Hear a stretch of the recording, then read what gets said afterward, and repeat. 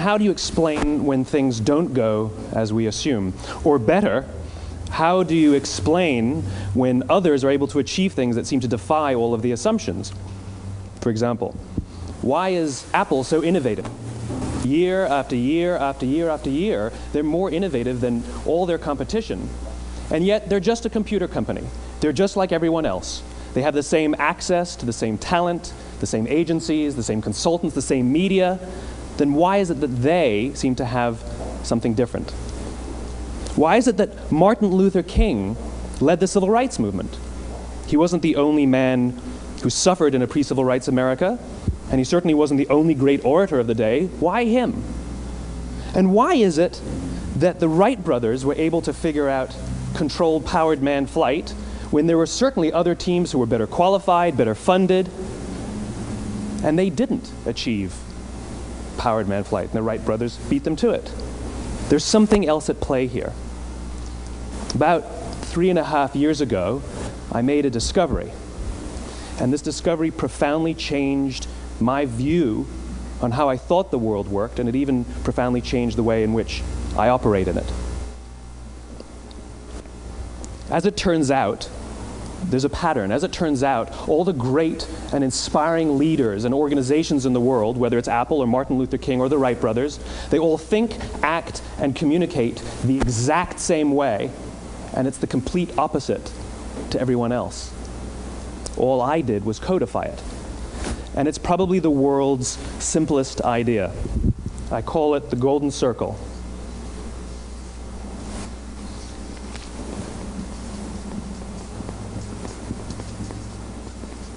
Why, how, what? This little idea explains why some organizations and some leaders are able to inspire where others aren't. Let me define the terms really quickly. Every single person, every single organization on the planet knows what they do 100%. Some know how they do it, whether you call it your differentiating value proposition or your proprietary process or your USP. But very, very few people or organizations know why they do what they do. And by why, I don't mean to make a profit. That's a result. It's always a result. By why, I mean what's your purpose? What's your cause? What's your belief? Why does your organization exist? Why do you get out of bed in the morning? And why should anyone care? Well, as a result, the way we think, the way we act, the way we communicate is from the outside in. It's obvious. We go from the clearest thing to the fuzziest thing. But the inspired leaders and the inspired organizations, regardless of their size, regardless of their industry, all think, act, and communicate from the inside out. Let me give you an example. I use Apple because they're easy to understand and everybody gets it. If Apple were like everyone else, a marketing message from them might sound like this. We make great computers. They're beautifully designed, simple to use, and user-friendly. Want to buy one? Meh. And that's how most of us communicate. That's how most marketing is done, that's how most sales is done, and that's how most of us communicate interpersonally. We say what we do, we say how we're different or how we're better, and we expect some sort of behavior, a purchase, a vote, something like that. Here's our new law firm. We have the best lawyers with the biggest clients. We have, we always perform for our clients, do business with us. Here's our new car. It gets great gas mileage. It has, leather seats. Buy our car. But it's uninspiring. Here's how Apple actually communicates. Everything we do, we believe in challenging the status quo. We believe in thinking differently. The way we challenge the status quo is by making our products beautifully designed, simple to use, and user-friendly. We just happen to make great computers. Want to buy one? Totally different, right? You're ready to buy a computer from me. All I did was reverse the order of the information. What it proves to us is that people don't buy what you do, people buy why you do it. People don't buy what you do, they buy why you do it. This explains why every single person in this room is perfectly comfortable buying a computer from Apple. But we're also perfectly comfortable buying an MP3 player from Apple, or a phone from Apple, or a DVR from Apple. But as I said before, Apple's just a computer company. There's nothing that distinguishes them structurally from any of their competitors. Their competitors are all equally qualified to make all of these products. In fact, they tried. A few years ago, Gateway came out with flat-screen TVs. They're eminently qualified to make flat-screen TVs. They've been making flat-screen monitors for years. Nobody bought one.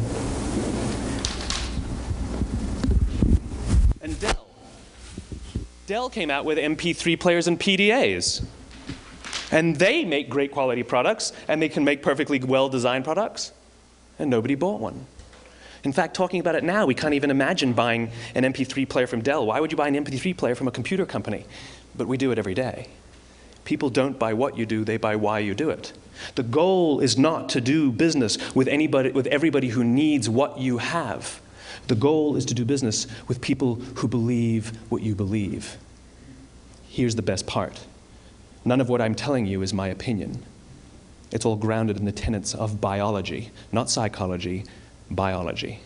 If you look at a cross-section of the human brain, looking from the top down, what you see is the human brain is actually broken into 3 major components that correlate perfectly with the golden circle. Our newest brain, our Homo sapien brain, our neocortex, corresponds with the what level. The neocortex is responsible for all of our rational and analytical thought and language. The middle 2 sections make up our limbic brains, and our limbic brains are responsible for all of our feelings, like trust and loyalty. It's also responsible for all human behavior, all decision-making, and it has no capacity for language.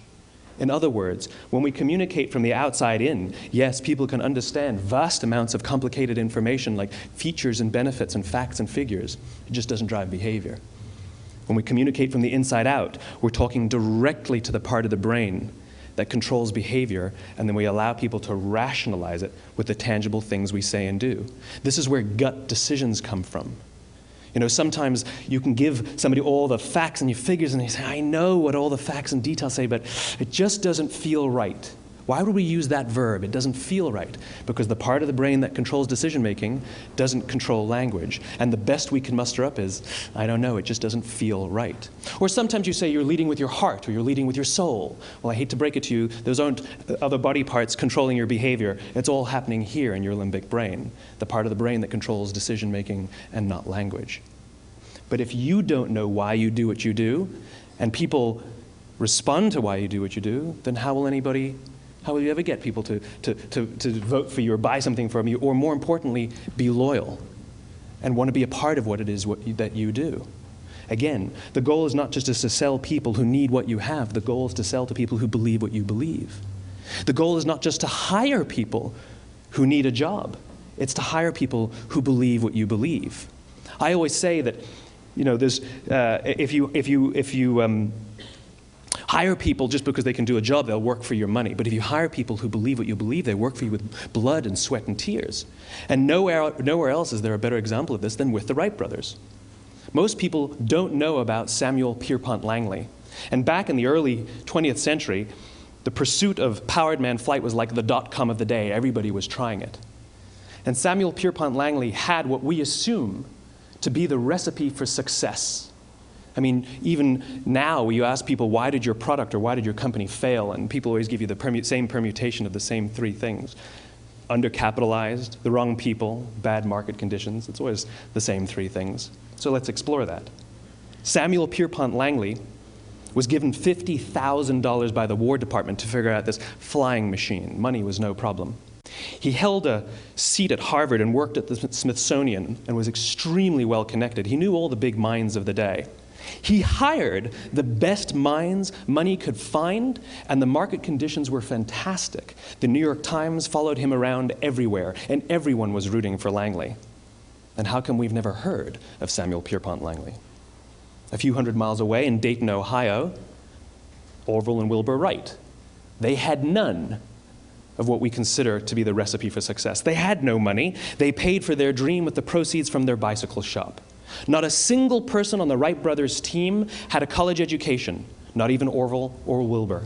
And the New York Times followed them around nowhere.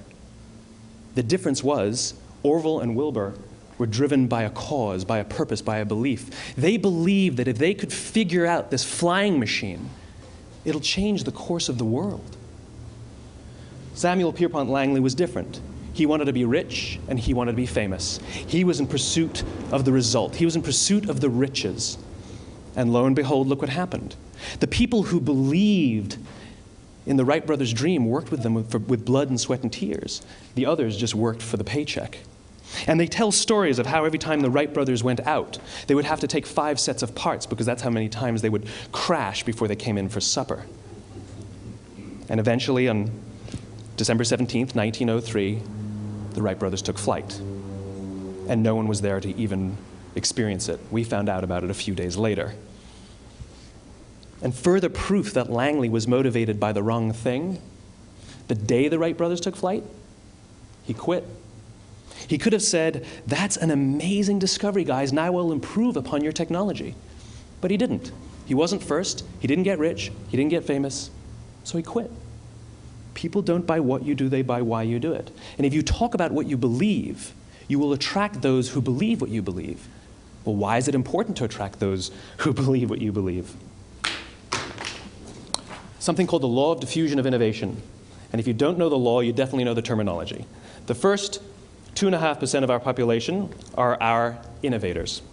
The next 13.5% of our population are our early adopters. The next 34% are your early majority, your late majority, and your laggards. The only reason these people buy touch-tone phones is because you can't buy rotary phones anymore.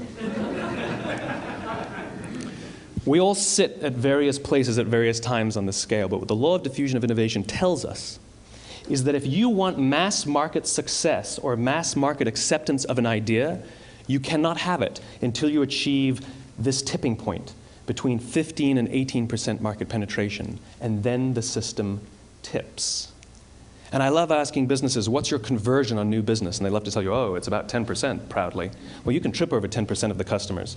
We all have about 10% who just get it. That's how we describe them, right? That's like that gut feeling, oh, they just get it. The problem is, how do you find the ones that just get it before you're doing business with them versus the ones who don't get it? So it's this here, this little gap, that you have to close, as Geoffrey Moore calls it, crossing the chasm. Because you see, the early majority will not try something until someone else has tried it first. And these guys, the innovators and the early adopters, they're comfortable making those gut decisions. They're more comfortable making those intuitive decisions that are driven by what they believe about the world and not just what product is available. These are the people who stood online for 6 hours to buy an iPhone when they first came out, when you could have just walked into the store the next week and bought one off the shelf. These are the people who spent $40,000 on flat-screen TVs when they first came out, even though the technology was substandard. And by the way, they didn't do it because the technology was so great. They did it for themselves. It's because they wanted to be first. People don't buy what you do, they buy why you do it. And what you do simply proves what you believe. In fact, people will do the things that prove what they believe. The reason that person bought the iPhone in the first 6 hours, or stood in line for 6 hours, was because of what they believed about the world and how they wanted everybody to see them. They were first. People don't buy what you do, they buy why you do it. So let me give you a famous example, a famous failure and a famous success of the law of diffusion of innovation. First, the famous failure. It's a commercial example. As we said before a second ago, the recipe for success is money and the right people and the right marketing conditions, right? You should have success then. Look at TiVo. From the time TiVo came out about 8 or 9 years ago to this current day, they are the single highest quality product on the market. Hands down, there is no dispute. They were extremely well-funded. Market conditions were fantastic. I mean, we use TiVo as a verb. I TiVo stuff on my piece of junk Time Warner DVR all the time. But TiVo is a commercial failure. They've never made money. And when they went IPO, their stock was at about $30 or $40 and then plummeted, and it's never traded above 10. In fact, I don't think it's even traded above 6, except for a couple of little spikes. Because you see, when TiVo launched their product, they told us all what they had. They said, we have a product that pauses live TV, skips commercials, rewinds live TV, and memorizes your viewing habits without you even asking. And the cynical majority said, we don't believe you, we don't need it, we don't like it, you're scaring us. What if they had said, if you're the kind of person who likes to have total control over every aspect of your life, boy, do we have a product for you. It pauses live TV, skips commercials, memorizes your viewing habits, etc., etc. People don't buy what you do, they buy why you do it, and what you do simply serves as the proof of what you believe. Now let me give you a successful example of the law of diffusion of innovation. In the summer of 1963, 250,000 people showed up on the Mall in Washington to hear Dr. King speak. They sent out no invitations, and there was no website to check the date. How do you do that? Well, Dr. King wasn't the only man in America who was a great orator. He wasn't the only man in America who suffered in a pre-civil rights America. In fact, some of his ideas were bad. But he had a gift. He didn't go around telling people what needed to change in America. He went around and told people what he believed. I believe, I believe, I believe, he told people. And people who believed what he believed took his cause and they made it their own, and they told people. And some of those people created structures to get the word out to even more people. And lo and behold, 250,000 people showed up on the right day, on the right time to hear him speak. How many of them showed up for him? 0. They showed up for themselves. It's what they believed about America that got them to travel on a bus for 8 hours to stand in the sun in Washington in the middle of August. It's what they believed, and it wasn't about black versus white. 25% of the audience was white. Dr. King believed that there are 2 types of laws in this world, those that are made by a higher authority and those that are made by man. And not until all the laws that are made by man are consistent with the laws that are made by the higher authority will we live in a just world. It just so happens that the civil rights movement was the perfect thing to help him bring his cause to life. We followed him not for him, but for ourselves. And by the way, he gave the I have a dream speech, not the I have a plan speech. Listen to politicians now with their comprehensive 12-point plans. They're not inspiring anybody. Because there are leaders and there are those who lead. Leaders hold a position of power or authority, but those who lead inspire us. Whether they're individuals or organizations, we follow those who lead, not because we have to, but because we want to. We follow those who lead, not for them, but for ourselves. And it's those who start with why that have the ability to inspire those around them or find others who inspire them. Thank you very much.